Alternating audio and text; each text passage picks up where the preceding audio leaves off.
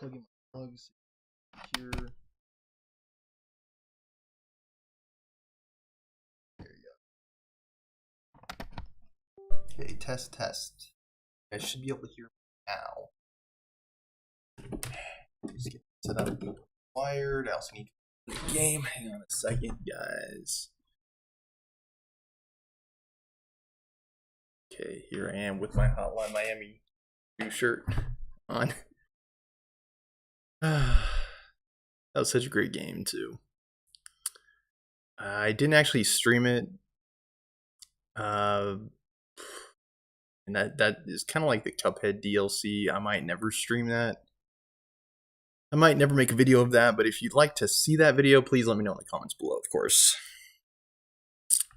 Yes, I am still aware that there is Cuphead DLC. I am knocking around the possibility in my head, guys, of doing World of Warcraft again. Now, that would be a heck of a lot easier if all you folks out there who Storm Champions were to cover the cost of that by donating to Venmo Stormer Show the cost of the game time. Yeah, the bundle is about 150 bucks. So if you have 150 bucks to donate, kick it to Venmo Stormer Show. That's SDORMERSHOW. With that $150, I will buy the year-long subscription to World of Warcraft. Guarantee you, I'll be bringing you even more World of Warcraft content. Wrath of the Lich King leveling, and I should be able to finish out my retail series leveling here soon too. What I might do is compromise though, and just buy like a month subscription, because I don't know how I feel about committing to a year of World of Warcraft. I think I'll get my money's worth. Got red tongue. I was saying I think I'll get my money's worth because the next few months that are coming up here in Denver are going to be cold as heck. And I'm going to need something to fill that time. Today was a prime example. Like today was like 50 degrees out. I decided to go play volleyball anyway. And I got in, I think, like 4 or 5 games. Now, I did remarkably well today. Like, I did amazingly well. Every serve I had was in. And I got a decent amount of points, and I had overall great synergy with the team. Like, I'd say today, like, in terms of my abilities as a volleyball player, I was a stallion. Like, I was a champion out there. I only wish I played like that all the time. The girl I liked wasn't there, so I didn't really have anyone to impress, so maybe that helped a little bit. I don't know. Overall, I was just very impressed with my performance today. But those games are, practically speaking, going to come to an end. Because, again, it's getting cold here. It's going to start snowing more regularly. And volleyball is straight up going to be canceled outdoor. So I might need to find either an indoor league or I just try to figure something else out, like home workouts. I've been doing too. I try to do like the dance workouts and stuff like that, just to try to stay in shape. But without further ado, let me see if the game is up. It should be. Let's go ahead and move you up here so I'm not blocking the view. Alright, without further ado, folks, here we go. Phoenix Wright Ace Attorney Trilogy Part 2, Justice for All. The second part of the trial from yesterday.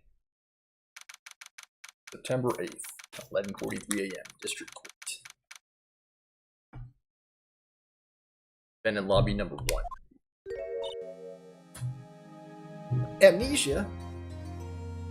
And today, this episode both yesterday's episode and today's episode have basically been tutorials, thankfully, because it's been so long since we played Phoenix Wright Ace Attorney here on the channel that I actually like more or less forgot how to play. So it's good that they actually have that refresher built into the game. Especially makes sense, granted that these titles are spread out across sequels, essentially. So it does help to catch you up to speed.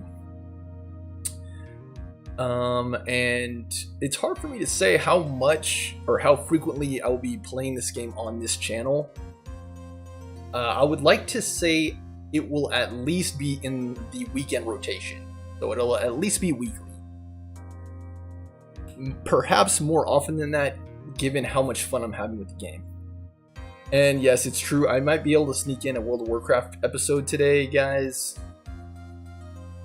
I am looking out for those donations. If it strikes my fancy, I might pay for a month subscription of $15. I was kind of doing the breakdown today. I mean, I know this is a lot of narrative, so sorry, apologies for those of you in the audience that are just looking forward to gameplay today. Sorry for all the exposition. But I was thinking about it today. I'm like, I'm playing the lottery, and I lose like 20 bucks a week on the lottery.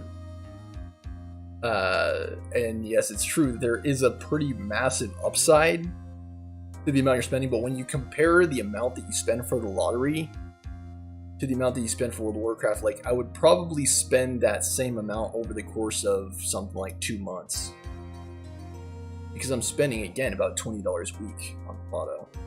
And I really only take breaks when the jackpot is less than $100 million for either Mega Millions or Power. I forgot to actually re-up today on Mega Millions, but I decided to give it a breather. It's unlikely anyone will win it anyway, even if you'll be winning barely over $100 million. Which I know, not barely over $100 million. $100 million is enough to pretty much set me for life. Which is why I set that as the metric. But I mean, you figure it's like 80 bucks a month. Times 12 is something like 96, right? You're spending about $1,000 on the lotto a year. Is my math right? 8 times 12. 88, 96. Yeah, I'm pretty sure. Yeah, $960, give or take, yeah.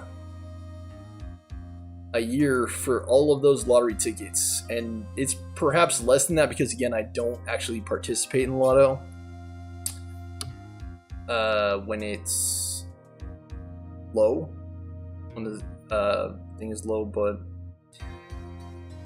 I might just keep playing Power until someone wins the jackpot and then just take a break from the lotto for like 2 months. Spend that money instead on World of Warcraft. Yeah, I don't know. It does seem like a lot of money. In any case, and essentially, I'm playing this game essentially for nothing, for free. I bought it a while back, but anyway. Amnesia? I haven't found a good voice for her, because she just looks so middle of the road. It's hard to find a voice that works for her. I can't believe my lawyer's trying to defend me in such a state. I guess I could try to like give her kind of like a geeky voice, and like a Velma. Jinkies! Why didn't you tell me, sir? Sorry I didn't mention it to you. Oh, I know what to do. I heard you can fix something like this with really strong shock to your system. Come on, lower your head a little. A Maggie kick should be all you need. No, I think I'll pass on this one. Come on, I'm sorry. Whenever I see someone in trouble, I have a hard time leaving them alone. I tend to stick my nose where it doesn't belong and try to tackle everyone's problems. Well, my head's one problem you won't be tackling today. We're here to solve your problem first. We can deal with mine later. For now, do you think you can fill me in on a few things? Of course, I'd be honored to. So her voice might be a little bit geekier today than it was yesterday because of that. Oh, well, I guess we'll start with my name and then I can tell you about me. No, that's okay, really. I think I know you and well by now. I was wondering if you could help me figure out a few things about myself. Like I try to give Phoenix the spunky personality. So my name is Phoenix Wright. What a weird name. This is serious. You really don't remember. Tell you what, sir. You can have this back and maybe it'll help. This is a business card. I got this from you. It's my most prized possession. You can borrow it for now, but please give it back, okay? Okay, there are some numbers written on the back. Oh, that's your cell phone number. Phoenix's business card added to the court record. Phoenix's business card. It's my business card. I handwrote my cell phone number on the back. For now, we should stop talking about me. Start talking about this case. This case? Yep. Can you think of anything that would be helpful for me to know? What can I tell you? Can't think of anything other than the incident with that cell phone, but... What do you mean, cell phone? Hey, your eyes lit up when we talked about it at the detention center. Sir. Sorry I said that twice. You didn't tell me. This might be very important. Hey, Roger. Why wouldn't she bring that up before the trial? It was on the day of the crime, just before 6 p.m. Jinkies. Picked up a lost cell phone while on the walk with Dustin. Whose cell phone is this? I've also been playing a lot of piano.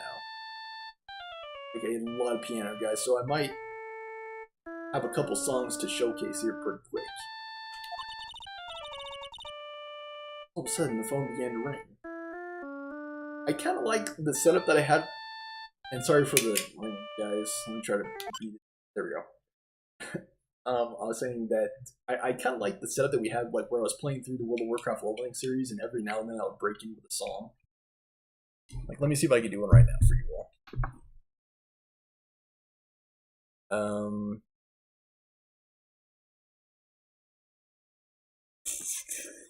The only problem is I don't know if I can remember me from memory. I guess it would make sense to do Can You Feel the Love Tonight, because I know I can do Can You Feel the Love Tonight from memory. And actually, I'm getting pretty close to being able to do For Elise. Yeah, the Beethoven song from memory, so stay tuned for that. I think I can do the beginning part.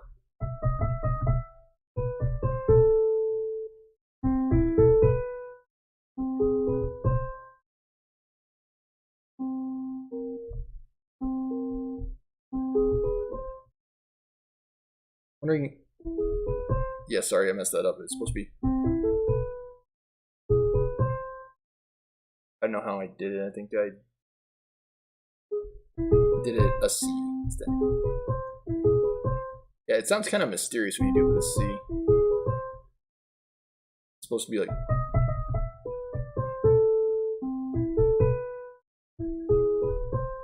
Yeah, that was like perfect. But yeah, as you can see, I've been working on that song. I've been working on Moonlight Sonata for a while now. I freaking love Beethoven. Like, and I'm trying to brush up on a couple of his pieces right now, but I'm also working on several pop songs. Can you feel the love tonight? Sorry if I mess up on this, guys. The fingering is weird on this one. Can you feel the love tonight? It is where we are. It's enough for this one-eyed wonder.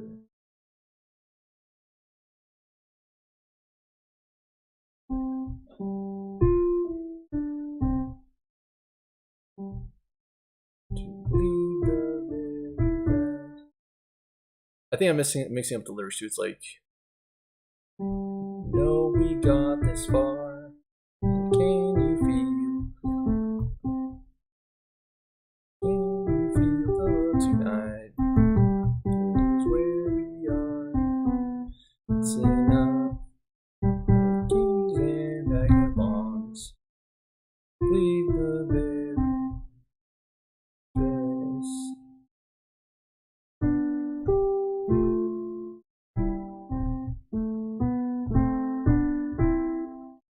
So I'm like slowly piecing together fragments of my memory, as you can tell. Can you feel the love tonight? It is where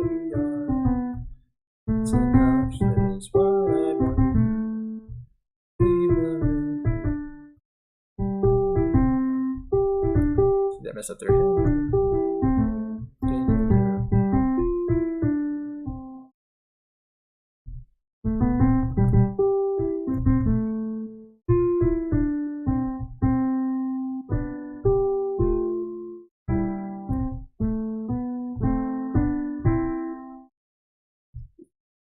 There's also When You Wish Upon a Star. Let me try that one real quick.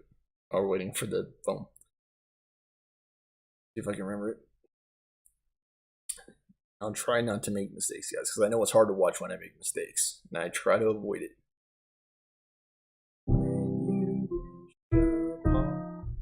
Stop already. When you wish upon a star, makes no difference who you are.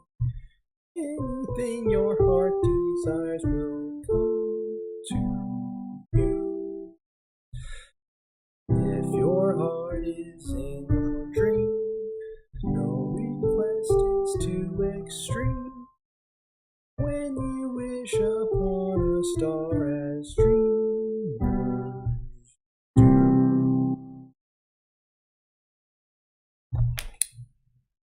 So there you go. There's two songs that were fairly recently. When You Wish Upon a Star and Can You Feel the Love Tonight?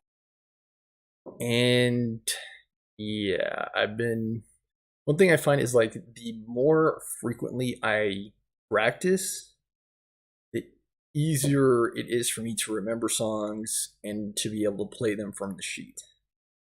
And I have two songs right now that I'm pretty close to being able to play from the sheet.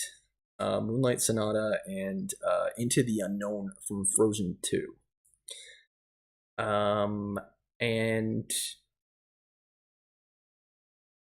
it's hard for me to say at what point I'll be able to completely play the song from memory. Something I've seen piano players do is like blindfold themselves and play the piano. And of course, as we all know, Stevie Wonder was a blind pianist, if I'm not mistaken. So I do believe it's possible to find your way around on the piano, just based on the relative position of the keys. And sound. Position and sound. You can approximate where you're on the piano, like, this is a C, this is a D, this is an E. Like, as long as you like have that map in your mind, you can play it. And some songs, like, that's how I remembered them. Like, Andante is a good example.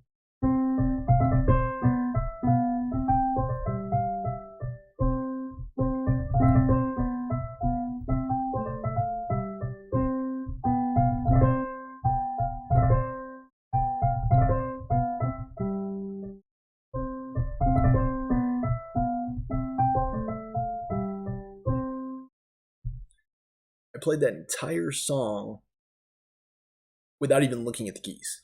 I just know how to move my fingers to play the song as it is, and it's almost like muscle memory. I'd say it is muscle memory. Like, just remember how your fingers move, and you play the song. Like, and When the Saints Go Marching In is similar to that.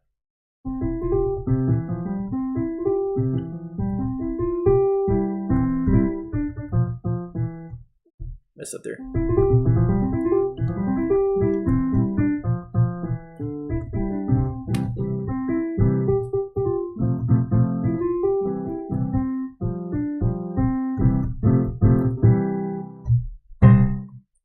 See, not even looking at the keys.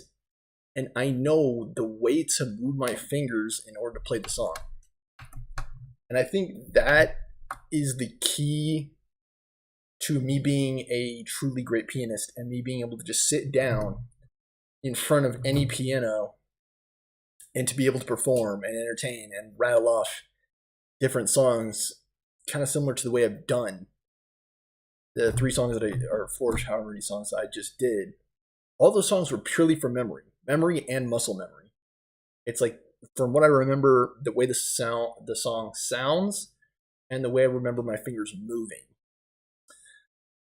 And yeah, again, I do think pianos are like a lot of things in life where it really does just come down to practice. It really does come down to purely how much time you spend in front of that piano practicing those songs, learning techniques.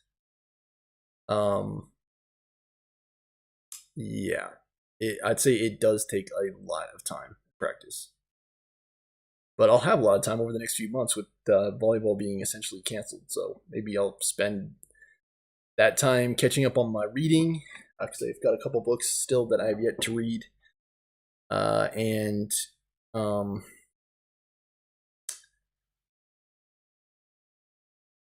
piano. Yeah, reading and piano. Sorry, I had a blank there. But I could also use that time to stream, spend time with you guys and entertain here on the show. So yeah, that's part of the plan. I plan on, like I say, having my weekend rotation of Hearthstone, Phoenix, Spiritfarer, at least in the foreseeable future, and I might bring back World of Warcraft. If it is something you'd like to see, please do comment and let me know. When I'm just playing Into the Void, as it were, because I can see I have 0 viewers right now. The way I see it is like it doesn't actually matter. So I kind of just do whatever I want in that case, and invite you guys to join in on the ride. So yeah, without further ado, let's continue today's episode. Phoenix Wright. So they found a cell phone. I'm wondering whose cell phone this is. I had a haunting suspicion that this was Phoenix's cell phone, but I'm not so sure. Hello? Oh, thank you. I've been searching for my cell phone. Or for my phone, sorry. Is this yours? Oh, I'm glad you called. We can meet up and I can give this back. I'll be right there. I'm sorry, I didn't catch your name. You can call me Maggie. The Blue Badger. For sure it says. Agreed to meet up at 6 p.m. Last night I waited for the person to show up. They never did. So where's the phone you found now? I gave it to you yesterday. So that's the phone I've had in my inventory this whole time. Huh? To me? Is it that phone in my pocket? Yeah, it must be Phoenix. You mean this? And I've always wondered like what it would be like to be an attorney. That has always been like what you call it, like a I don't want to say a fantasy, but like a partial dream I've had. A dream I've had is becoming a lawyer. I doubt that it's anywhere near as fun as it's portrayed in this game, but I have seen myself as a detective, and I think that would play well into the lifestyle of an attorney. The attorneys are always gathering details, gathering data, talking to different witnesses and stuff like that. So I think I'll be a great attorney if I ever were to do it. I don't know that I will. If I ever get tired of teaching, I think I'll look into it. Because it does seem like an amazing profession. Do you think it has anything to do with the murder? I don't really know, but if my eyes lit up... Ah, you were here all along! You're so mean. It's the sister from the previous game, Phoenix Wright Ace Attorney. I can't even remember what her name is, sadly. I called you a million times, but you wouldn't pick up. When I went to check in the courtroom, everyone had already left. I actually cannot remember her name either. Now, who in the heck is this? Let me guess, I'm supposed to know this girl too. She was your assistant in the previous game. She was the sister of the senior partner that was your original mentor. Faye, I think her name is. Hi, good morning, Maggie. And a good morning to you, Maya. Oh, Maya. So how's it going? Is there a word for worse than abysmal? Actually, it's not that bad. You were practically declared innocent yesterday, so I don't know what else there is. I said that everything will be fine. That's right, it's mine to the rescue with ultra decisive, super important evidence. Here you are, Nick. What you wanted me to bring? Thanks. What the heck is this, a list? It has about 20 people's names and phone numbers. It's kind of tough, but I managed to dig up some dirt. Oh, perfect. Looks like these guys are up to no good. No good, as in... There's a group of con artists the police are currently investigating. I think these guys are members of that group. Just unfamiliar names and phone numbers. Members of a con artist group. I wonder if they had something to do with the forgery of that name. I wouldn't be surprised. I was suggesting that basically all along in the previous episode, that it was someone else and not Officer Dustin or whatever his name is that actually wrote that in sand. They just used his finger to do so. Why had a group of con artists pop up in a case like this? Don't look at me. And where'd you get this list from in the first place? What, don't you remember, Nick? You're the one who asked me to look this up yesterday. It's like I had a total memory wipe. And it's like I said before, it's nice that they added this in the game to like fill us in on what happened. Oh, is that right? These numbers were in the memory of the phone that Maggie found. So that's where they're from. So yeah, you're not just trying to relearn how to play the game, you're also trying to put together this case. But yeah, she was practically declared innocent yesterday, so I don't know what we have to worry about. You're awfully forgetful these days, Nick. And she's still calling him Nick, even though his name is Phoenix. And he not once has he corrected her, I think. I never get to be a forgetful old prune like you. I was actually just telling the worker in the Walmart today that was helping me that I'm getting forgetful myself. Like, I'm forgetting where I'm putting things, and she just replies, like, you're too young for that. I'm like, yeah, you're probably right. Maybe I just need more reminders, or eat more carrots, whatever boosts your memory. Eat more prunes. Forgetful of prune. I was looking for my credit card, I couldn't find it, and I had like a mini panic attack on my computer because I robbed. But in reality, I just slipped it into the wrong pocket in my wallet. So I do stuff like that a lot. The headphones fell out of my pocket. I forgot them in the car. So I had like no music today when I was playing volleyball. That's a little bit more understandable though, because it could have been in my pocket. The fact that it had fallen out was without my knowledge, so it's the trait of your brain that you can't remember things that you didn't know in the first place. So at that point, at that level, it was really more just a gap in knowledge. It wasn't necessarily due to forgetfulness. Now, yes, I found it on the seat, the headphones. Well, actually, Mr. Wright is... Mr. Wright, recess is now over. Please bring the defendant and return to the courtroom immediately. Oops, I guess you have to get going. We can talk about this later. You being old later. Wish us luck. I guess I have all the pieces now, more or less. All that's left is to put it all together, and I'm not going to lose this. I can't. I'd say it'd be pretty hard for you to do. I mean, they're bringing in a new witness, but I don't know how it's going to help their case. Every piece of evidence that has been brought forth already has basically been shown to be fabricated, like completely phony. So I don't have to worry about. Well, Nick better get a move on. Yeah. September 8th, 1:54 a.m. District Court, courtroom number 2. Try to say it like Law and Order. Do-do-do.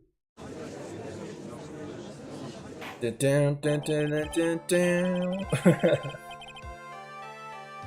are their... What does he say? These are their stories.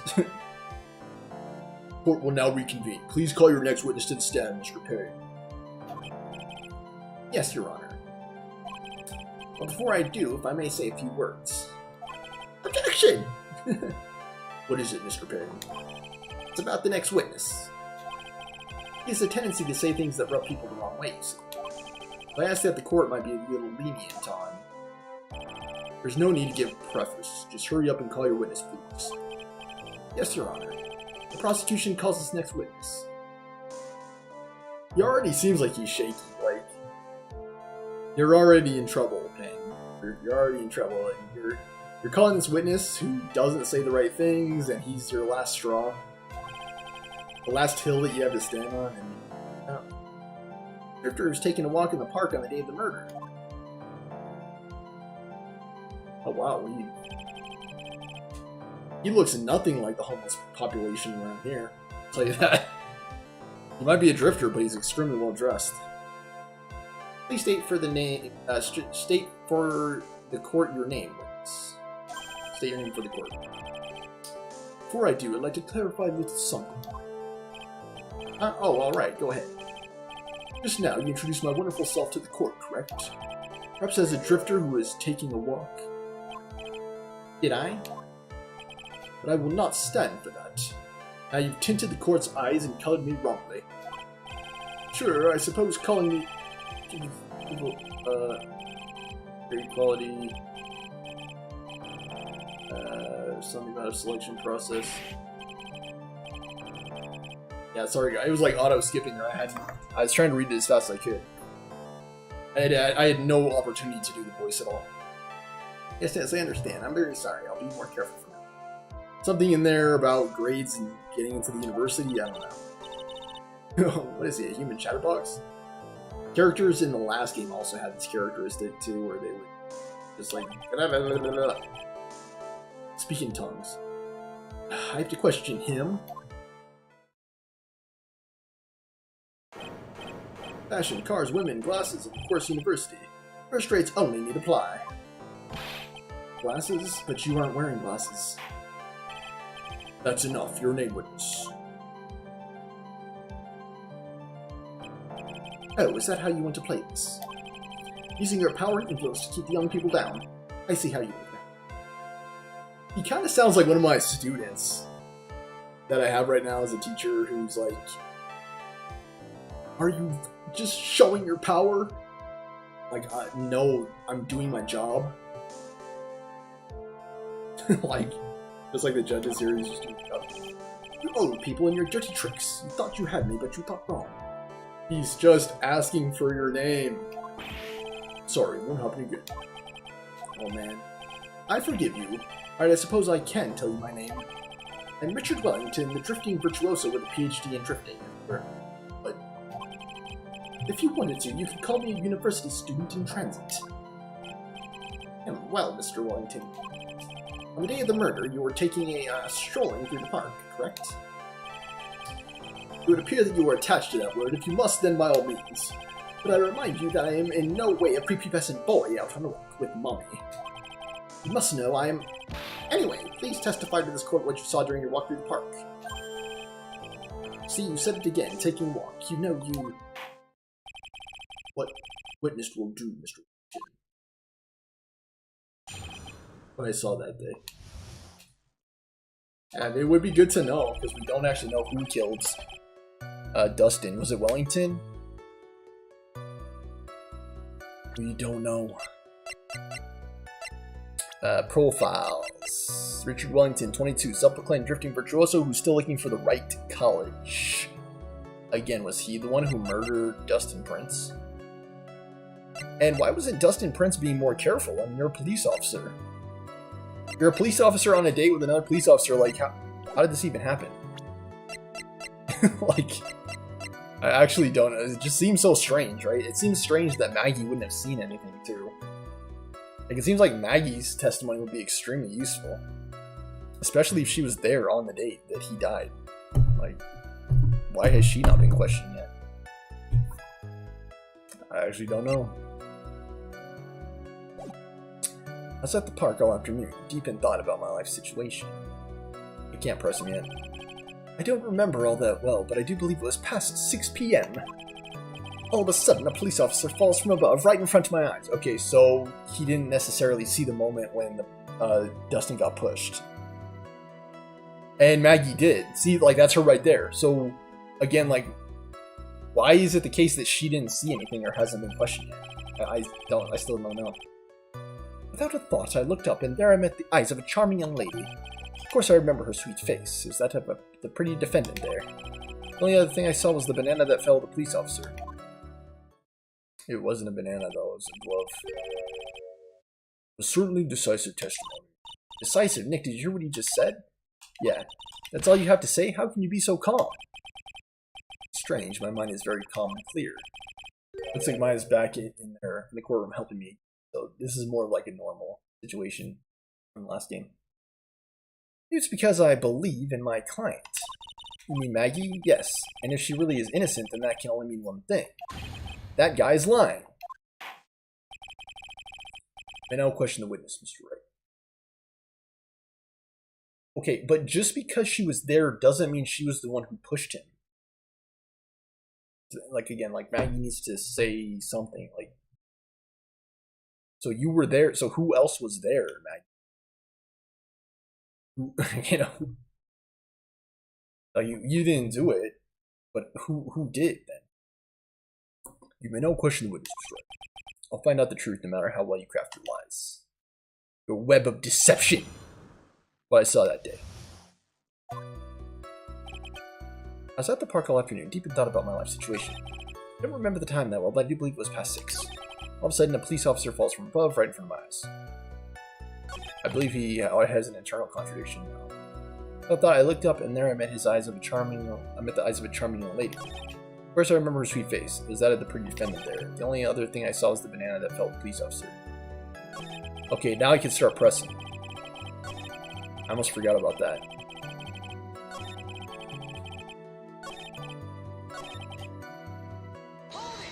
Hold it! So you were at the park all afternoon. You seem to have a lot of free time. That was very rude of you, but then again, what can I expect? That's what you get from a man who graduated from a no-name, trashy university. No-name, trashy?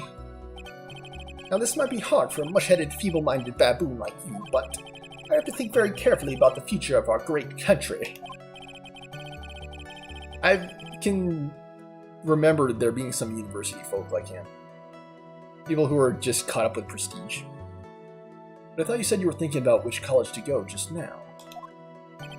Oh, please, which university I go to will directly affect the very future of this country. That arrogant little snot. I don't remember the time. I do believe it was 6. How'd you know what time it was? I see you're not wearing a watch, so... Is that the best you can do? You think you can discredit me like that? You're just a third-rate biased fool. I guess I can't expect real smarts from you. This arrogance is really intolerable. So what should I do now? Impressing him. So you can still talk about your watch. How'd you know what time it was? Was there a clock? A watchtower?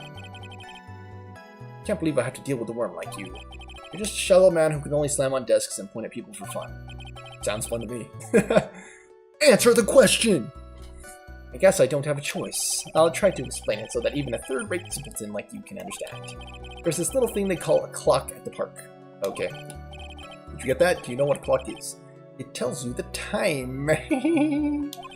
Yeah, very clever. Oh, actually, yeah, it is in the photo, I see. You can see, Mr. Wright, it's even in this picture of the crime scene.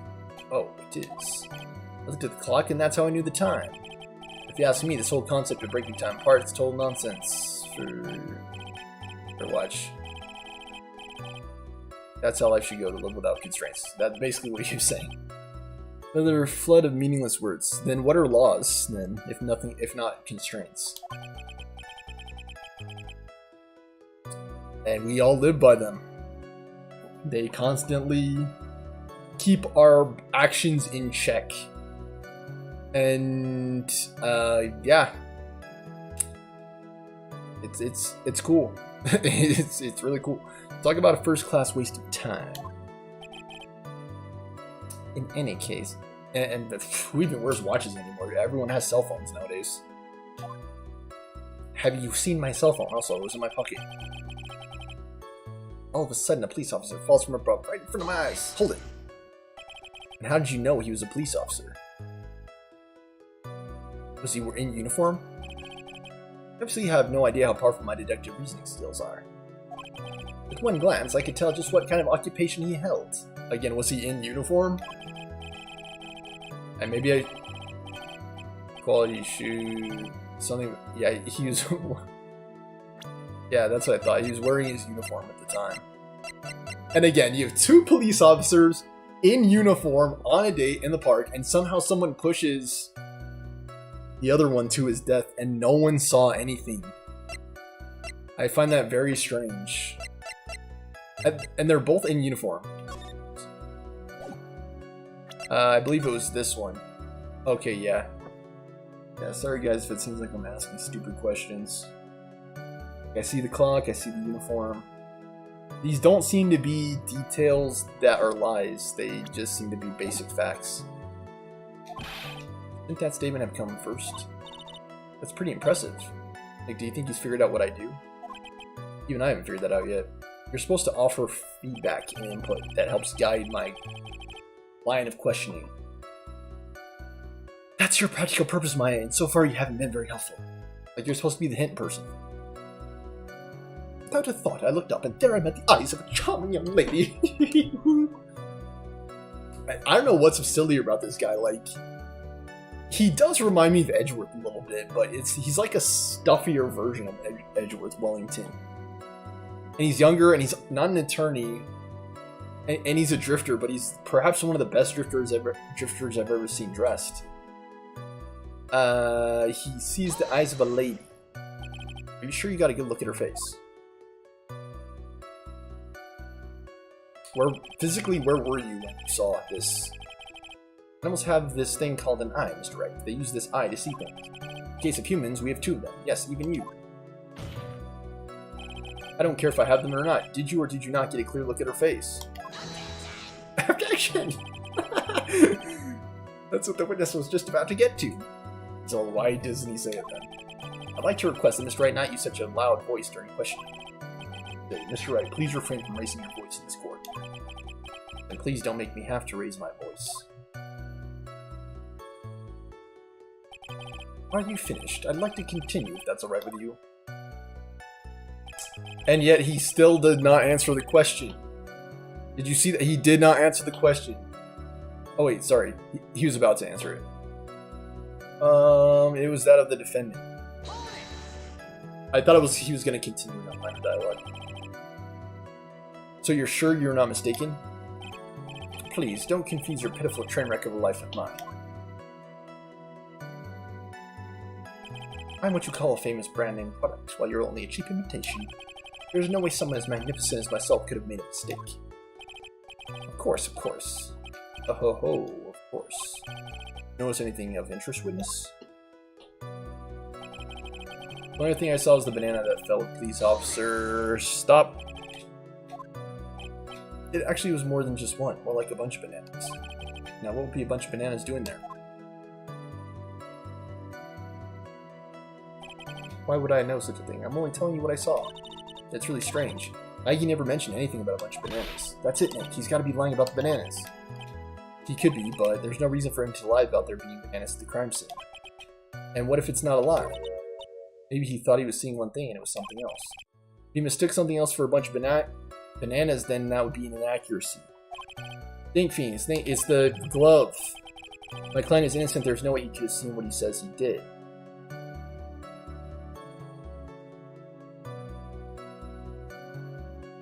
So, yes, he did mistake the glove.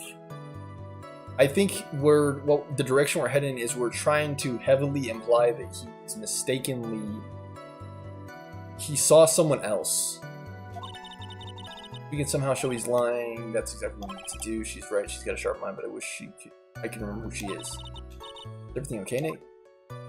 Everything's fine. I go to his last statement and I present the glove.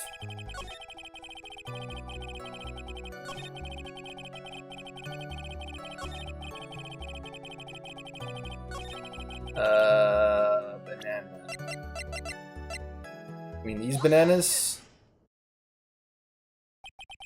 Mr. Wellington, I believe I have the bananas you saw. Objection! Right here! Ah, so you knew about the bananas too. Why didn't you say so earlier? I don't think you can use this as a way to pull more information out. That's where you'd be wrong. Mr. Wright, what is the meaning of this? Isn't that the baseball glove? Huh? What? A baseball glove?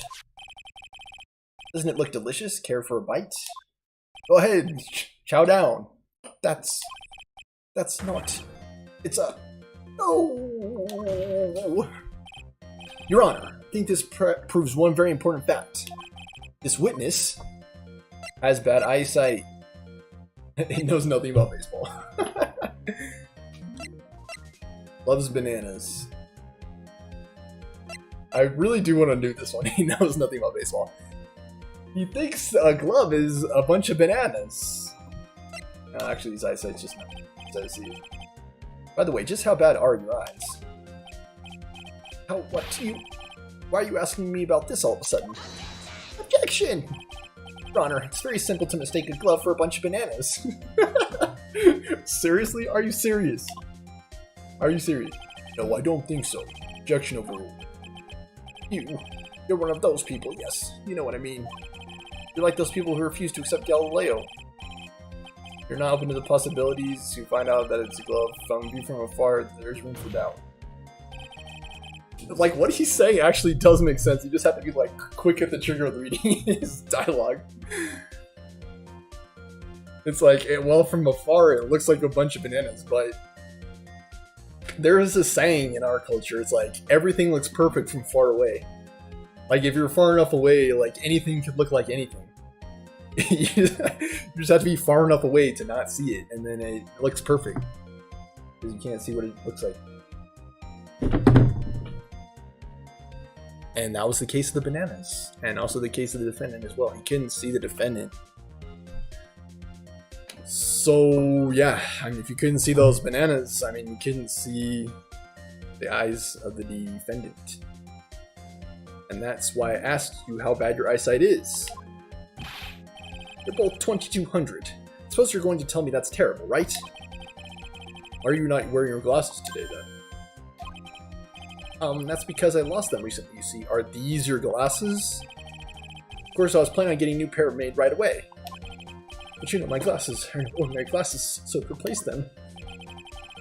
How about when you witnessed the crime? Were you wearing your glasses then? What the? How about it, witness? You're an unrelenting, evil man. You're like those people who rejected Joan of Arc. She was brave and courageous and lived caught by horrible and righteous people. When she didn't do anything right, she was gruesomely something. Which boils down to you were not wearing your glasses at that time.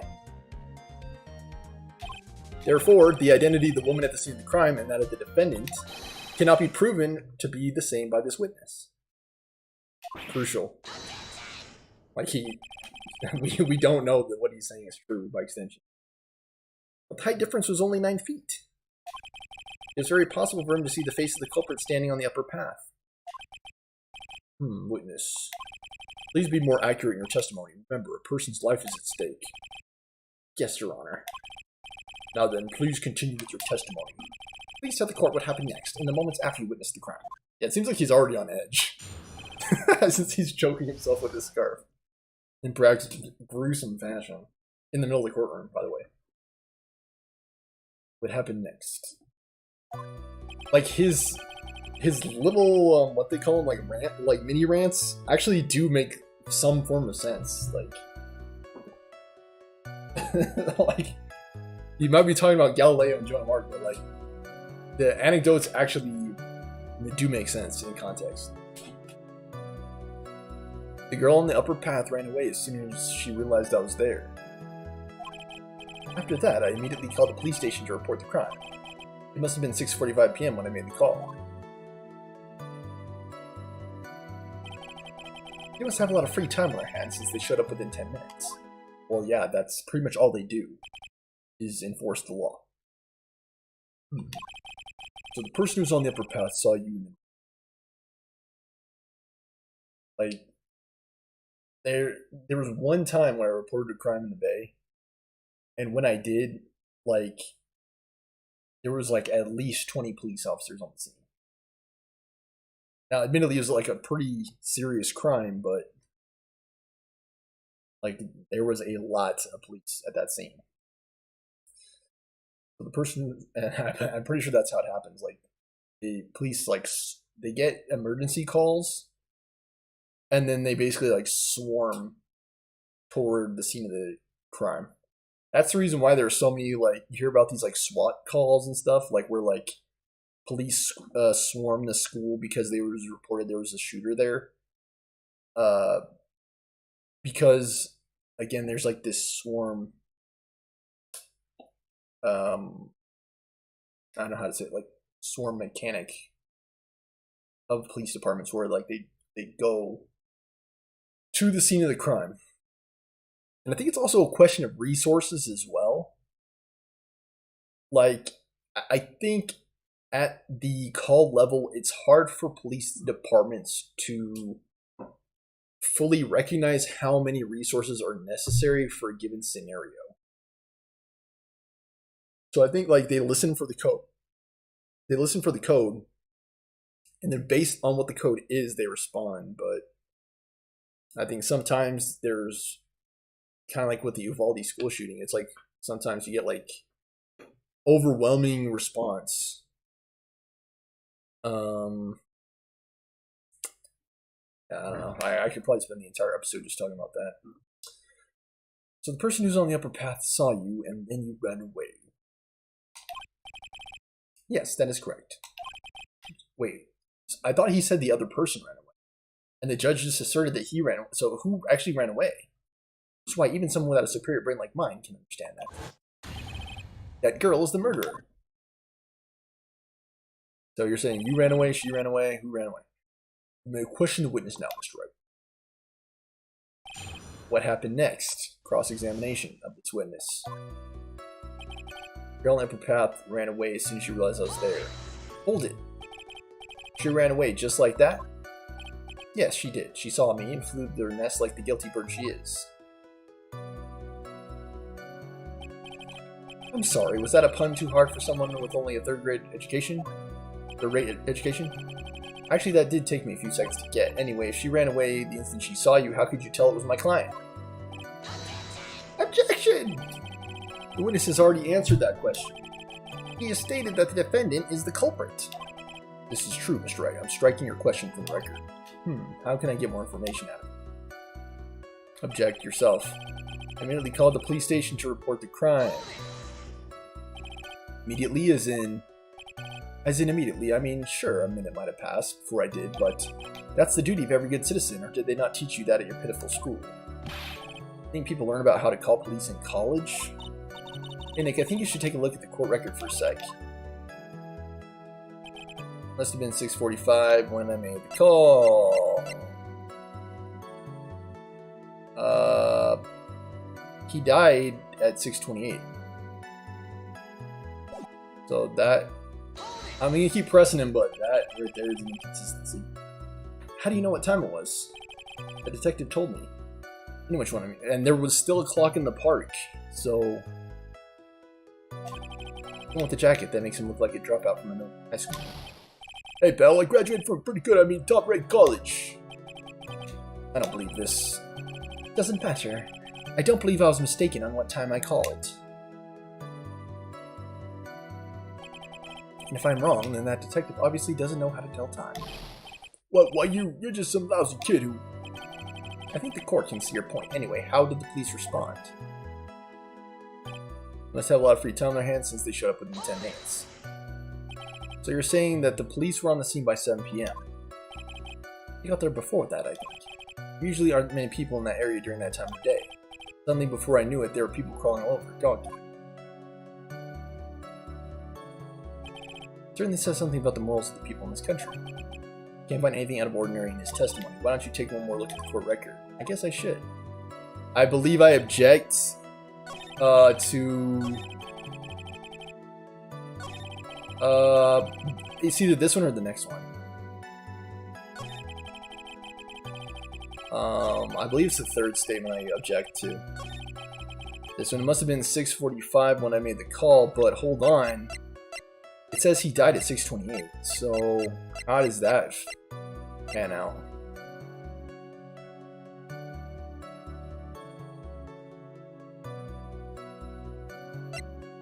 Yeah, I believe it's this one. Objection! He died at 6:28. Mr. Wellington, would you please take a look at this? In the victim's autopsy report. According to this, the murder occurred at 6:28 p.m. So what of it? You said that you called the police immediately after the murder took place.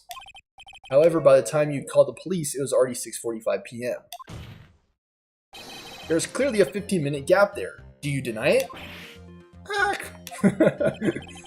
I think this court would like to hear what you were doing during this 15-minute gap. Sure.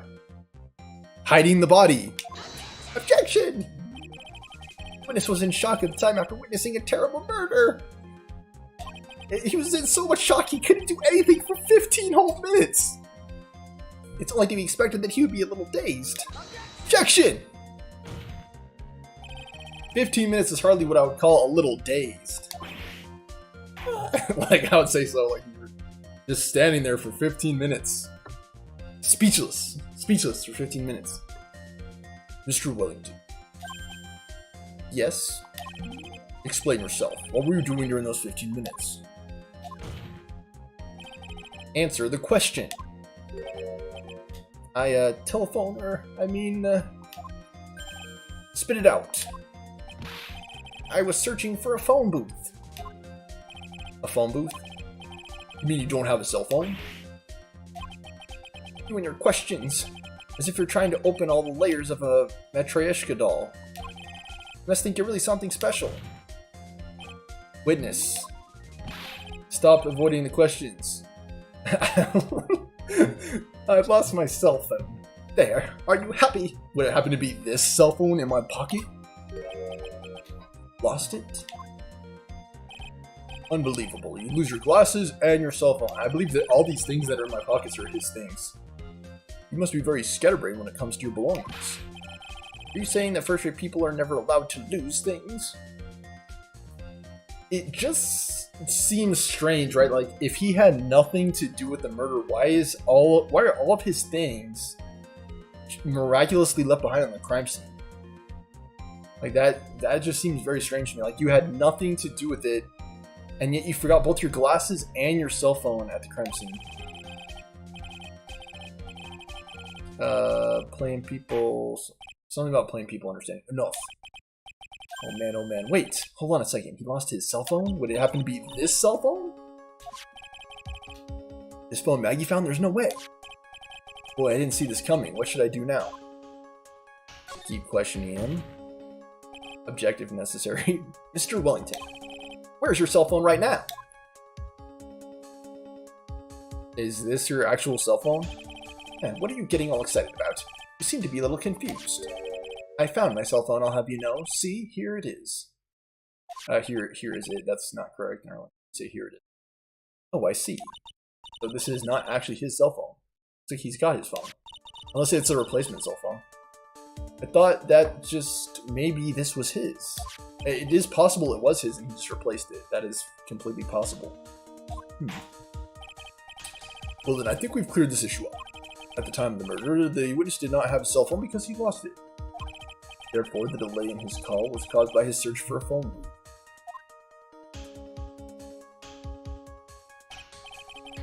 Well, that's the gist of it. I guess you could put it that way and leave it at that. But weren't there other people there, though?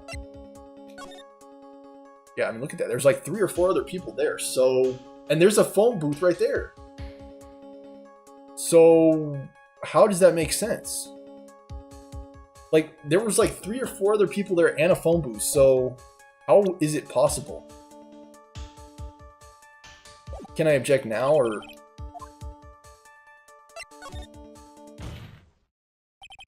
Your Honor, the witness's testimony doesn't make any sense. I don't believe that there was ever a need for the witness to search for a phone.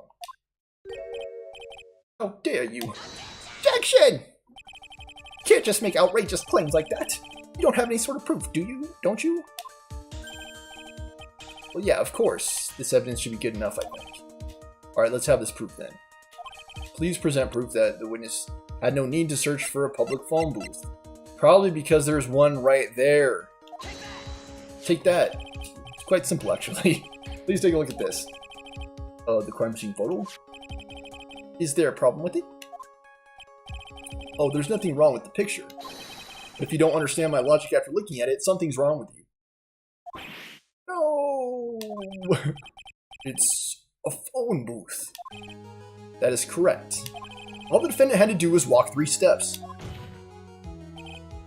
I think you used the wrong word there. I think you mean witness. Right? Because he's not actually on trial. Like, Mr. Wellington's not actually on trial. He's not actually the defendant. Unless he's referring to Maggie. Like, I assume he's using the wrong word there, because he's not actually, I believe, on trial to my knowledge. I'm not exactly sure how it works in the courtroom, but I'm pretty sure he's still considered just a witness. So yeah. I have to run to the bathroom real quick, guys. Stand by. But yeah, we got him now. We got him now, Gary. We got him now.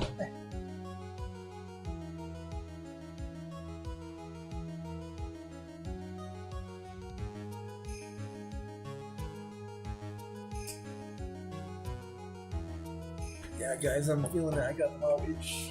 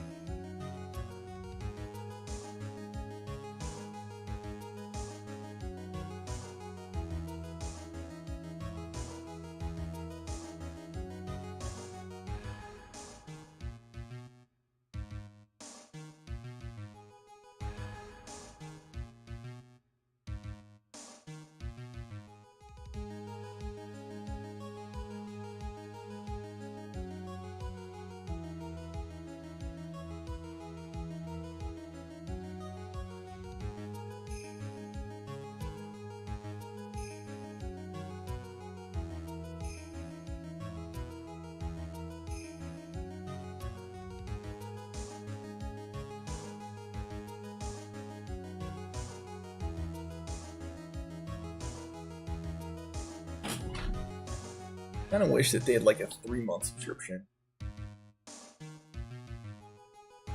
Because like $45 seems more reasonable.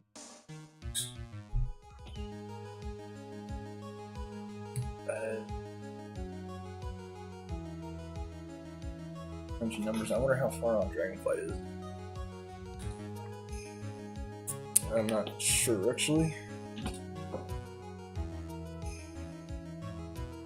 Mr. Wellington, why did you not use the phone that was right in front of you? Oh. Probably because he was busy rearranging the crime scene. Order, order! Objection! What does reporting the crime a little late proof for the defense? Probably that he had something to do with it. Objection! Witness can't explain what he was doing for those 15 minutes. That is reason enough to throw suspicion on his testimony. Yes, this is very true. What do you have to say for yourself, witness? Then I bet his phone really is his, Nick. And that one was just a, replacement. He must have killed Dustin to get his phone back. What? So how did we get his phone then? Wait, what? I'm so confused right now. Like, so he killed Dustin to get his phone, but his phone was there on the crime scene. But Maggie said that she was going to return it to him. So there was no reason for him to kill for it. And on top of that, we still have the phone she found anyway. He wasn't looking for his cell phone. Maybe he was looking for something else. Was he? Mr. Wright. Yes, Your Honor? Do you have any thoughts that you would like to share with the court? Can you offer an explanation as to what the witness was doing during those 15 minutes? I always bluff. Even though I have actually no clue. There's only one possible explanation. Alright, let's hear your explanation. However, be forewarned that if your explanation is not persuasive, you will be penalized. Think carefully before you present, Mr. Wright. Yes, Your Honor. Which I probably shouldn't have said there's only one possibility. Please present to the court the one piece of evidence that will answer the following. Why didn't the witness call the police right away? I think it has more to do... It is less to do with his cell phone, and it has more to do with the crime scene. Because, again, he could have called the police right away, but he didn't. And that's because he had to do some cleanup.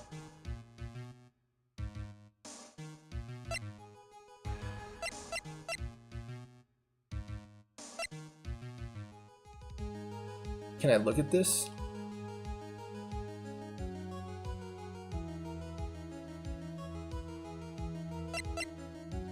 I'm thinking, guys.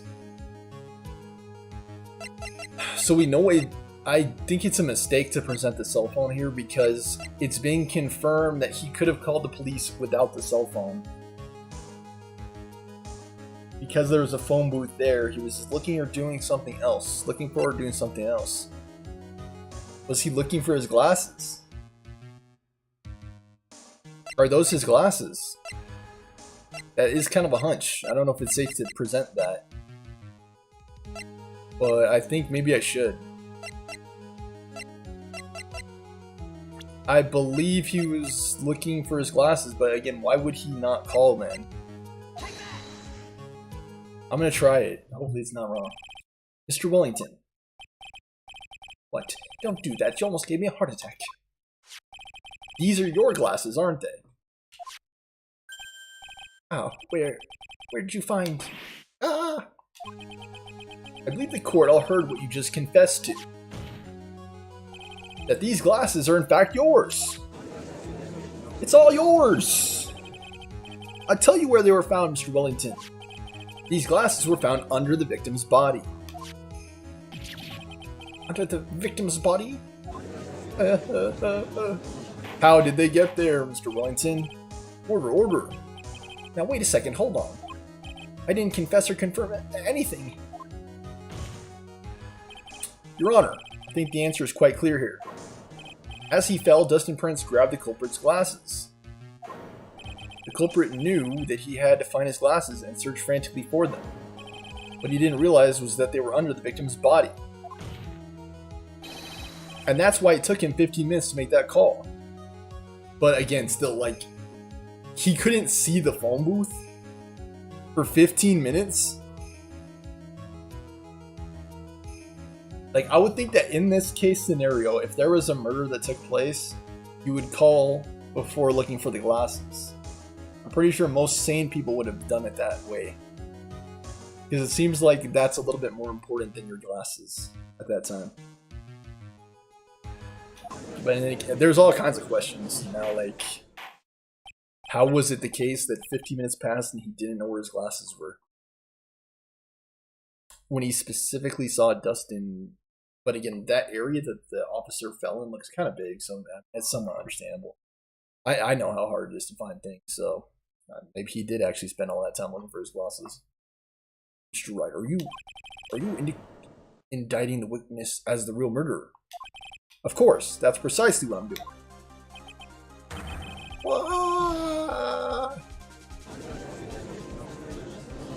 University boy who looks like Edgeworth did it. I know him right. He is the real murderer. Did you figure it out, Nick? More or less. Turns out this cell phone was the key to this case after all. Anyway, now's our chance to deep six this guy. I'll sink him in one shot. Yeah, this is so exciting watching you work again.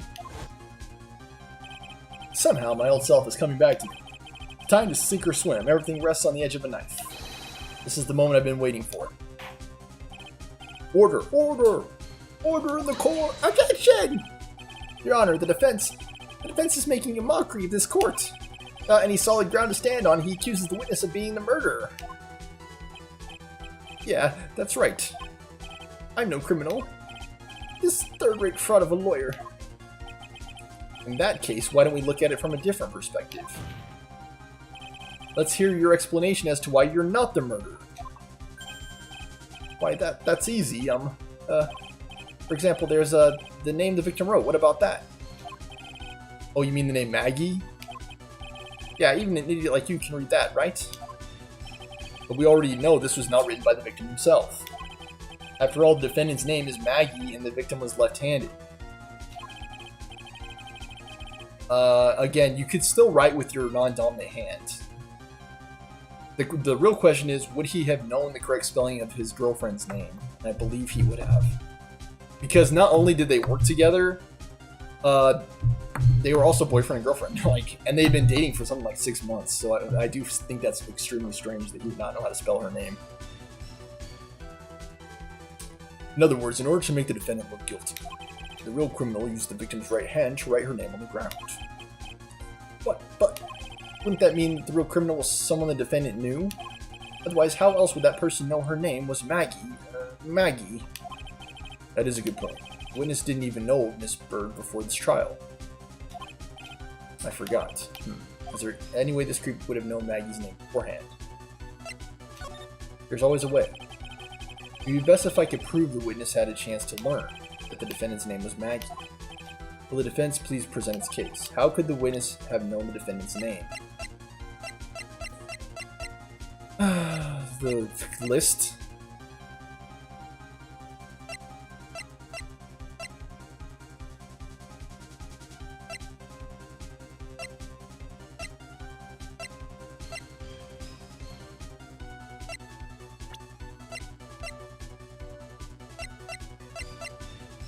How does he know her name? I want to say it's either this list or it's possible it's the cell phone. I don't want to mess this up, but I do believe it's the list.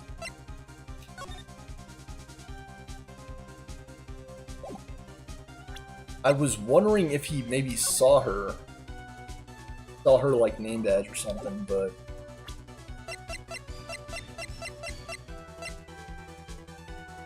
this specifically says a list of con artists and their phone numbers down on the cell phone Maggie found.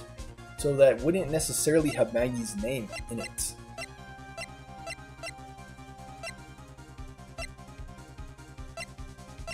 I just wonder about that, like...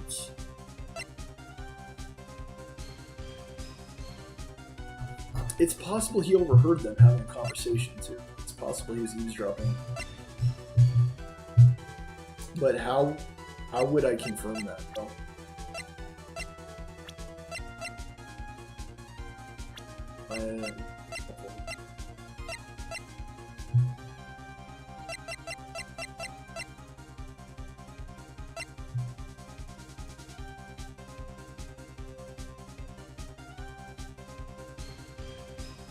I wonder if she introduced herself over the cell phone. Mr. Wellington, you didn't have your cell phone with you on the day of the murder, correct? So what if I didn't? When you realized you'd lost it, what did you do? What did I do? Didn't you try to find it by calling it? How did you... Objection! Your Honor, these questions have nothing to do with... Overruled. Mr. Wright, where are you going with this line of questioning? Do you think there is some relation between the witness's cell phone and the murder? I do, Your Honor. On the day of the murder, Maggie Bird picked up a lost phone in the park. And she also received a phone call from the owner of the phone.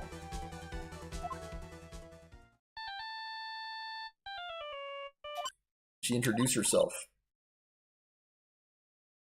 I assume he did actually make a call in that 15 minutes. Or was it still when they were together? I guess it's showing us. Hello? Oh, thank you. I've been searching for my phone. Is this yours? Oh, I'm glad you called. We can meet up and I can give this back. I'll be right there. I'm sorry. I didn't catch your name. You can call me Maggie. She's still wearing that blue Badger jacket. That was when you learned that her name was Maggie. But you made one fatal mistake. Fatal mistake? My client's name is Maggie, but the name that was written on the ground was Maggie. It's all the Maggie worlds. This mistake can only occur if all you knew was how her name sounded. So... yeah, I don't know. Apparently the cell phone is involved in a crime or something. They had to confiscate it. Eek! We don't really know what the backstory is. Order! Order! Objection! Your Honor, witness has no motive. And your point is? It's very simple, Your Honor. A person usually would not kill someone without a reason. Mr. Wellington had no reason to kill anyone. That's absolutely correct. I don't have a motive. Mr. Wright. People don't always need a motive, though. Sometimes people accidentally...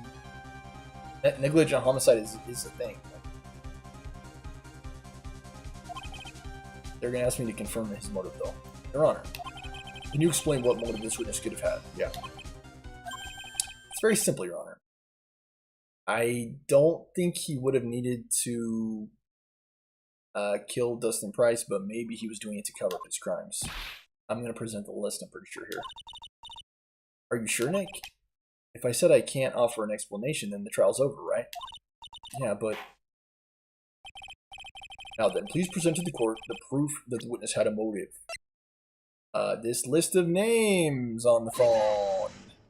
Trying to cover up his other crimes. Mr. Wellington's motive is right here. What is this? A list? These phone numbers were pulled from the memory of the phone the defendant found. And we've determined that the people on this list are members of a certain group. You looked up all those numbers. Of course. This list of phone numbers was stored in the cell phone's memory. The names and numbers belong to people who are members of a certain con artist group. What? Con artists? Can you explain why these numbers are on your phone, Mr. Wellington? Mr. Wellington, they're on your phone. This is an outrage and invasion of privacy. Looking up the phone numbers on a person's phone is a worse crime than murder. You're one of those people. You're just like the cops who raided the brilliant artist Artrice. He goes too fast. I don't care, Mr. Wellington. All I want is for you to tell me what this list is about. You think any of you know what it's like to be a refined man such as me? Objection! Your Honor, this is unjustified badgering of the witness. Objection overruled. Mr. Wright, what is the meaning of this? Why would the witness have the numbers of a group of con artists on his phone? I don't understand it. Isn't that obvious? This is a member of that group. A victim of that group looking at the group. No, he's a member of that group. Mr. Wellington is a member of this very group. No! All of your friends' phone numbers are stored right here in this phone. If anyone were to look into these phone numbers, it would be all over for you. That's why you had to kill. No, this is too much. You had to kill to cover up all of your crimes. It does make a bit of sense. Well, Mr. Wellington, what? Care to explain? Gotcha now. That police officer. Objection! Your Honor. What is it, Mr. Crane? Your Honor, this is unjustified badgering the witness. Overruled. You said the exact same thing only a few seconds ago. Please, let's think about the content of that phone call. Hello? Oh, thank you. I've been searching for my phone. Is this yours? Oh, I'm glad you called. Give me it up and I can give this back. The defendant had already promised that she would return the phone. After that, all Mr. Wellington had to do was meet Miss Bird to get his phone back. Why then would he need to kill anyone? That is a valid point. What does the defense think about this? If you think about it logically, then it makes sense. Maybe we should be thinking outside the box. Yeah, if we think like that, let's see. Maybe that slimeball saw something at the crime scene that made him commit murder. Your thoughts, Miss Wright? Well, I don't think Mr. Wellington went to pick up his phone in a very friendly manner. But he was promised his phone, so why would he have been unfriendly to the defendant? I think he must have seen something that didn't agree with him when he got there. Oh, then, Miss Wright, what was this something that didn't witness?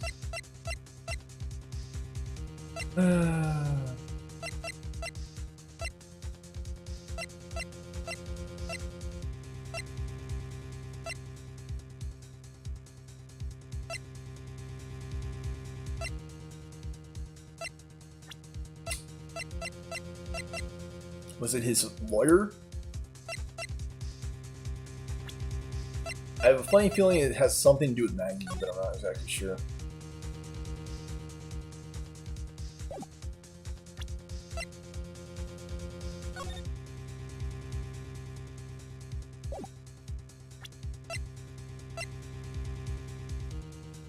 This was after the fact.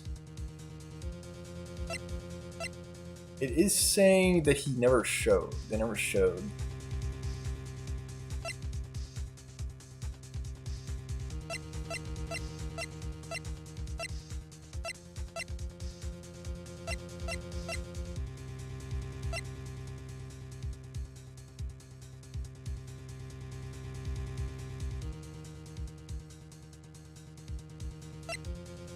I'm not exactly sure what the question here is suggesting. What was the something that didn't agree with the witness? Make it sound like it was something he ate, but I don't think that's right.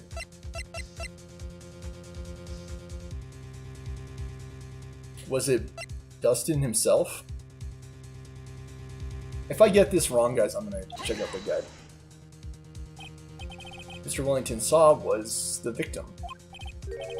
The victim? You mean Dustin Prince? Dustin Prince had gone on his date right after his shift was over. With no time to change, he went to the park still wearing his police uniform. Oh. He goes in his full uniform on this date.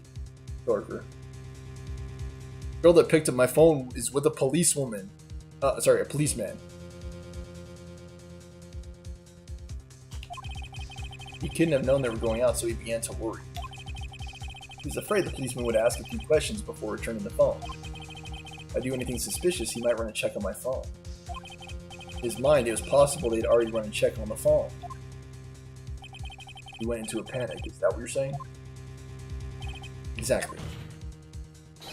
Officer Prince was murdered simply because he was in uniform. Mr. Payne, do you have any comments? I'm thinking. Seems the truth has come out at last. Witness, Mr. Wellington, you are...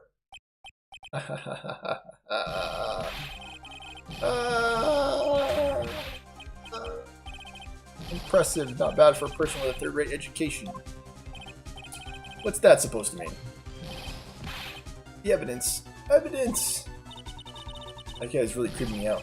All you've been waving around and talking about is that suspicious cell phone. Suspicious phone number this, suspicious con group that, they're all on that phone. Who's to say that is really mine? Where's your proof, your evidence?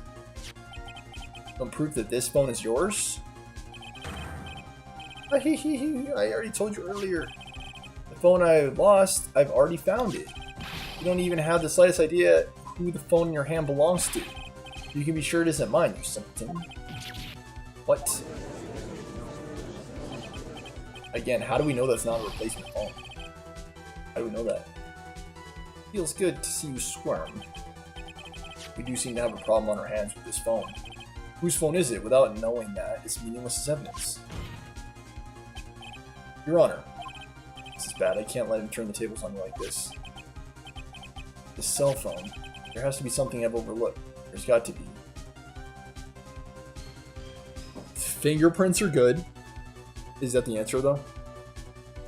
Stored numbers? Not necessarily, because we don't yet know what the relationship is to him in this group. We don't know what his position is in the group. We don't know any of these internal relationships. I mean, unless you had a chance to actually go through the phone itself, like there's hardly any way you would have of knowing that.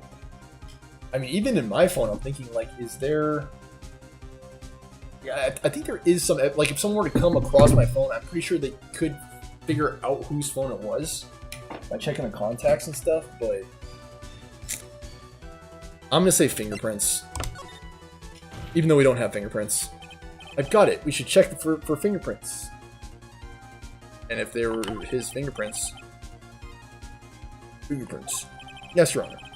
Mr. Wellington must have left some prints on his phone. Nick, don't you remember when you got that from Maggie, you wiped it off? I what? You said there was sand all over it, so... Wiped it? I wiped it pretty thoroughly, too. Is it really the stored numbers? So much fun watching third-rate trash babble like morons amongst themselves. He's made a complete recovery. How many times do I have to say this? My phone is right here, you see? Oh, and incidentally, you can't check the numbers stored on this phone. Not without a court order.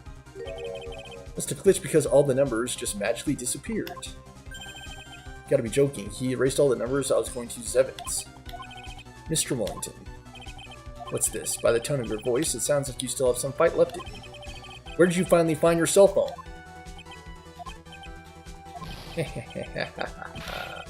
You're too much. Of course you have no idea what I'm talking about.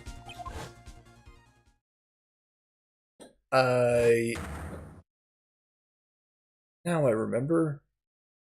Okay, so Phoenix is remembering. This is good. I was gonna say that he bought that phone. I was about to say he just bought a replacement phone. Looks like they hung up. Good, I finally found it. Fire extinguisher. Oh, you hit Phoenix? So that's when... What's wrong, Mr. Attorney? Why the harsh glare in your eyes? How did you get into those offices without Phoenix knowing? Like, you worked so hard to get this far, but if you don't do something quick, he's going to get off scot-free. I know. I know that this phone has to be his. I know he bought a replacement phone or did something like that. How am I supposed to prove something like that? There's still memory on this existing phone. That's right. You cannot prove who the owner of that cell phone is. Your indictment has no basis and therefore no power. Looks like you came up a penny short. Where did I go wrong? Cell phones are tricky business. Don't blame yourself. You're merely a third-rate lawyer. You only made one big mistake here. Who are you? What are you? That's something you haven't figured out for yourself yet. I'm Phoenix Wright's attorney. Who I am? The court hereby concludes the cross-examination. That will be all. I'll have to bid you gentlemen and ladies goodbye. I have a reservation at that ultra-fancy restaurant on the upper side of town. Thank you for your assistance. You've had a stressful day, so please, bon appetit. What am I supposed to do? Am I supposed to just let it go with that? Raise an objection. Hold it. Wait, Your Honor. Right, Nick. I think I may be able to prove it. Prove what, Mr. Wright? Everything. Objection! Your Honor, the cross-examination has already ended. Besides, the defense is just going to badger the witness with more inane questions. Will not harass the witness. Is that clear, Mr. Wright? Did you hear that? No harassment allowed, Mr. Attorney. Please, Your Honor. Very well, but this is your last chance, Mr. Wright. I would say there's already sufficient evidence to lock Wellington away. I'd say there's already sufficient evidence. Because if you look at the name written in the sand, the discrepancy with the time, the cell phone situation, and what's even more bizarre is that, again, Maggie hasn't said anything along the lines of Wellington pushed my boyfriend. It's very strange that she hasn't said anything like that. Because she would have seen it, right? If they were on a date and someone comes out of nowhere and pushes Dustin Prince over some, whatever they call it, like a handrail or guardrail, how would Maggie, the person there with him on the date, not have seen who pushed him? Like she should have been called as a witness. Like, her testimony would have been crucial in that case. Crucial. Because she was physically there. She saw everything. She was physically next to Dustin Prince when he got pushed. So how would she not have seen who did it? You still have eyewitness testimony. I only get one shot at this. If you cannot prove everything, then it's over for your client and for you. Fully understand? No pressure, Your Honor. Objection! I'm sure you're well aware, Your Honor, but the cross-examination period is ended. Were you paying attention, Mr. Payne? I said that Mr. Wright could present only one more piece of evidence. Now then, Mr. Wright, this is your last chance. It all comes down to this. It's go time. Please present the one piece of evidence that will explain everything. Is it the calling card? The business card? I kind of want to look it up just so I don't screw this up, because I know there's so much writing on this. It's a business card, and he wrote his cell phone number on the back. He gave this to Maggie, I believe.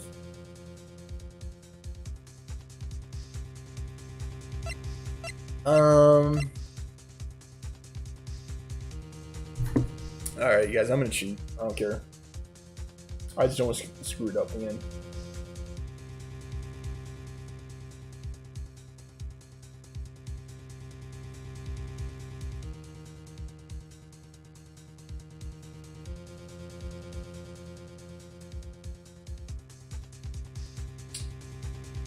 Okay, guys. Okay, stand by, stand by, stand by.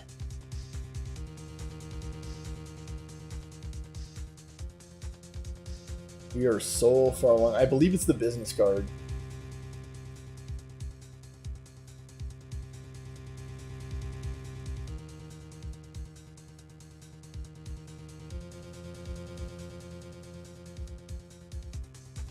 I believe it's a card.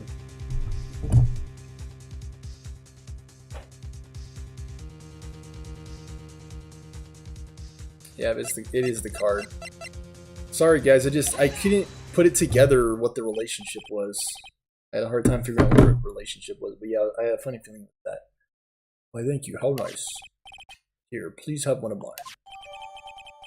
Judge's business card added to the court record. It's fancy script. The ink is strong and clear, but I can still read it. Wait, what am I doing? This isn't the time to be exchanging business cards. Your Honor, there's something very important about that card, and that is the back of the card, right? I mean, it's my business card, but there's a cell phone on this card. What is on the back? You wrote your cell phone number on the back, but that's exactly it. Can you please call this number from your cell phone? Huh? Right now? But court's still in session. It's okay, you'll see. Okay, if you say so. Is the defense preparing something, Mr. Wright? We're going to call my cell phone now. And then the court will see everything for what it is. Of all the idiotic, stupid things to do. It's too bad. We're calling my cell phone. Again, I still don't know what the point of this is. Oh, wait, it's his. Oh, he has the phone? Are you serious? That is Phoenix Wright's cell phone?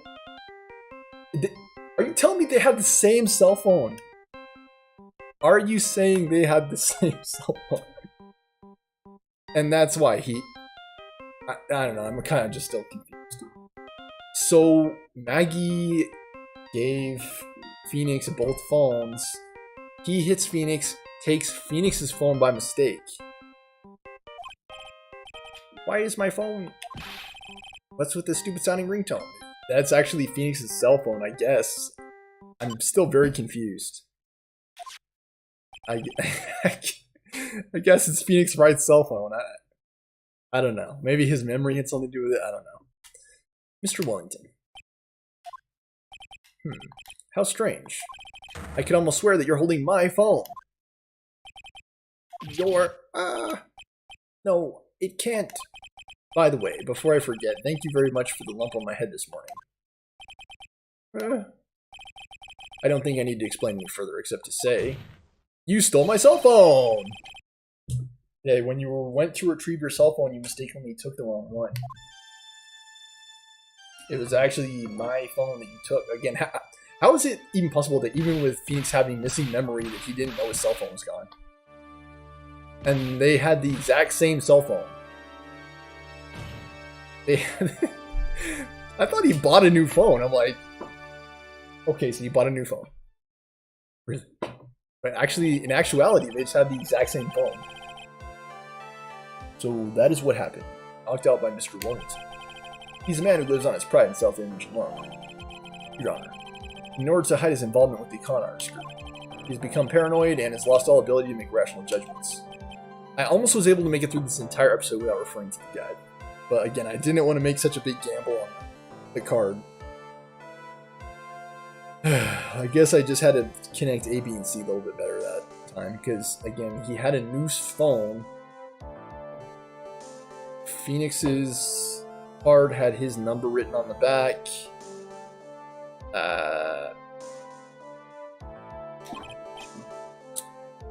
Mr. Wright, the phone you're holding is actually his cell phone. It's Mr. Wellington's, naturally.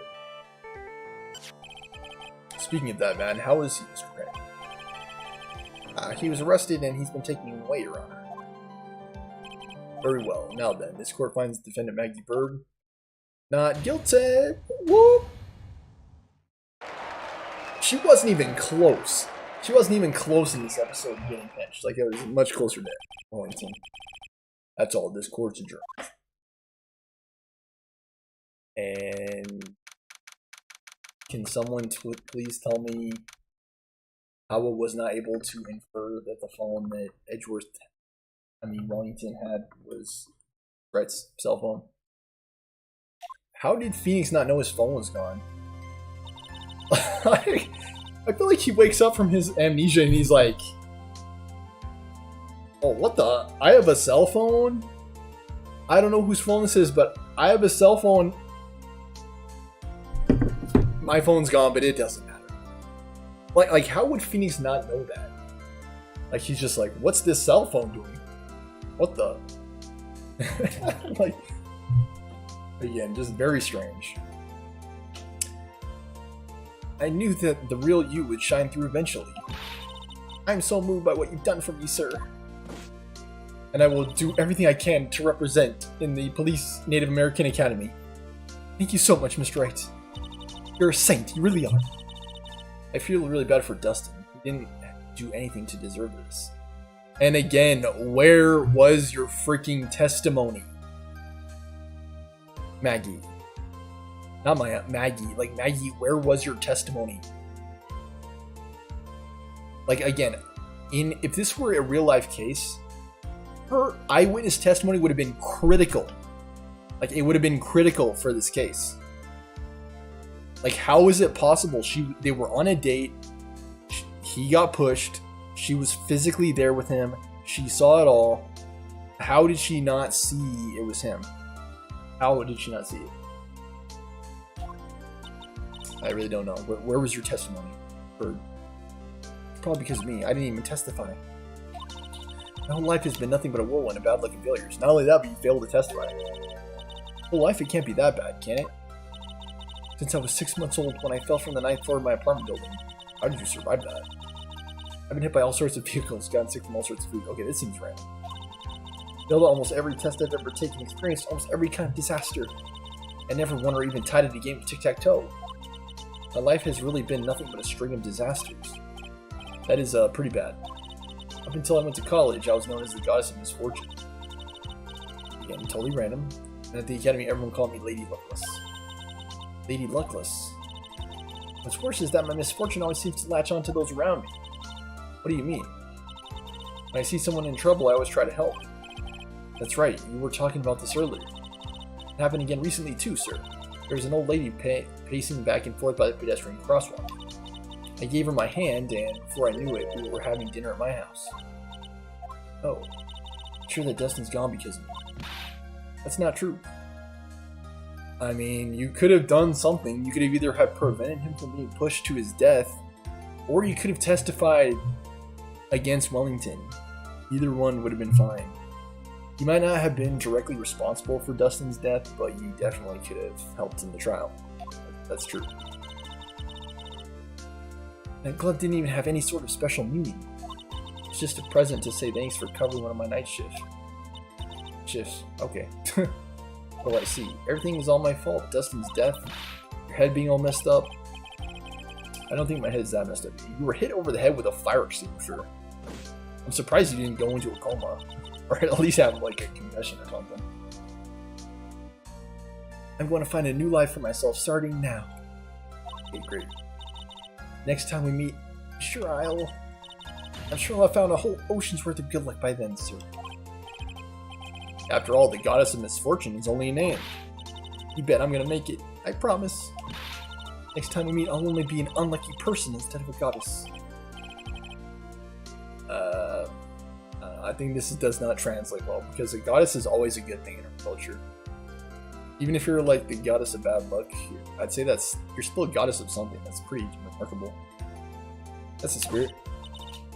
Almost right, Maya. I should get going. Good luck to you. Good luck. Thanks. You take care of yourselves too. Yeah, make the Native American chiefs proud. What a horrible day. I've gotten my memory back, but things are still a little fuzzy. You're okay, and that's what counts. You really have me worried. I think I actually prefer Payne in some ways to Edgeworth as a trial lawyer, because I just like the sound of his ejection. It's like, objection! Objection! Like a little, objection! Oh, man, like, he's definitely one of the better lawyers in the game.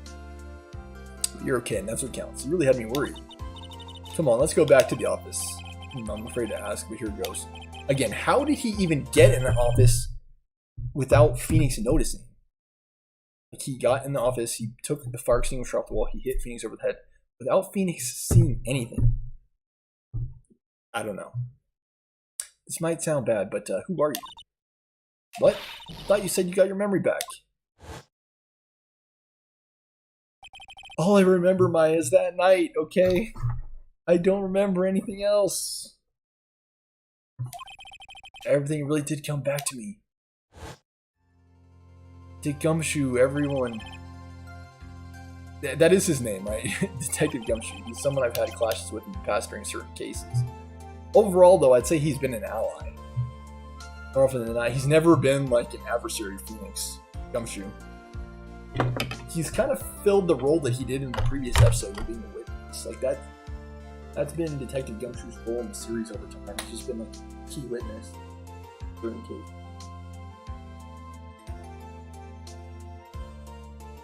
Like, I'd say more often than not, he's an ally because he gives crime scene evidence as well as testimony. But actually, he's an ally. I'd say hardly ever is he contending with Phoenix. There were times where he was like trying to provide counter testimony, but even then, like, I'd say he's trying to provide information. He's also been a good ally during it. Yeah, that's basically what I was just saying. Like, he's mostly been an ally. Gumshoe.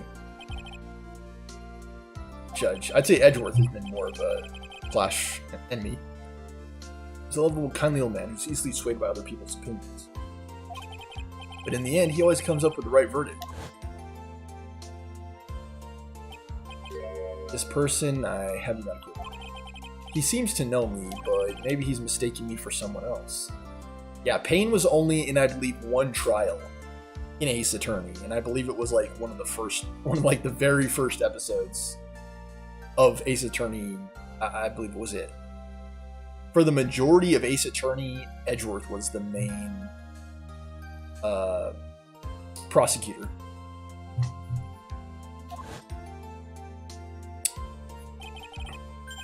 This girl, Maya. Finally remembered. This is Maya Fane, my assistant. That's right, I have so many unforgettable memories about her. For example, Earth to Nick, what's wrong? You keep staring at me, don't tell me you missed me. Well, yeah, I suppose I have. I feel like I haven't seen you in ages. Oh? Well, I'm back now. So it's time for us to create new memories together. Alright, sounds good. All the phone numbers on my phone were erased by Mr. Wellington. Guess I have to start over from the very beginning. How did he even get into your cell phone? This must have been the time before they had like locks on cell phone. Like, I could see these are like those phones that were like before flip phones. The cell phones. And yeah. I didn't even think those things had memory. I didn't even think those were able to store numbers in them, but I guess they were. Come on, Nick, let's go to our usual burger joint. Okay. Actually, it hasn't even been that long since she came back into my life. That story began on one rainy day, 2 months ago. Lost turned out the end. There you go, guys. I did sadly have to refer to this guide one time toward the end to try to connect the business card to the cell phones. I just thought he bought another phone. And sadly, Phoenix was not able to put two and two together and figure out that his phone was actually stolen. That's the sad part. He wasn't able to piece it together until he had the card. And that was a jump that you had to make on. But brand new episode has been added. Episode 2. Saving content. Good progress. Yeah, I'll try to rely on the strategy guide the least amount for an episode 2 reunion and turnabout part 1 investigation, Justice for All. Reunion and turnabout investigation. The investigations were some of the least favorite segments of the previous game, Phoenix Wright Ace Attorney. I always preferred the trials in Phoenix Wright Ace Attorney. Some of the investigations were actually kind of tedious. Like you're walking around, you're looking for evidence. Some things have to happen before you can access other areas of the crime scene. Like some of those investigations were really messy and honestly kind of boring. Like it's kind of boring running around in circles talking to people. Whereas the trials, I feel like that's the highlight of the game. Trials, in my opinion. So in the next episode, please join us for the investigation of Phoenix Wright Ace Attorney, Justice for All. It's hard to say when I'll have this episode. I'd say maybe tomorrow. If it's not tomorrow, sometime next week. It might not even be until the weekend, depending on how next week goes. But please do join us. Join me, I should say, for that episode. As always, guys, thank you so much for watching. Please remember to like, comment, share, and subscribe. I do read those comments if and when I see them. And I try to comment back, but I'm grateful for them nonetheless. Donations can go to Venmo Stormer Show for those with the willingness and means to do so. Everything is appreciated. Thank you so much for watching. I will see you all in the episode.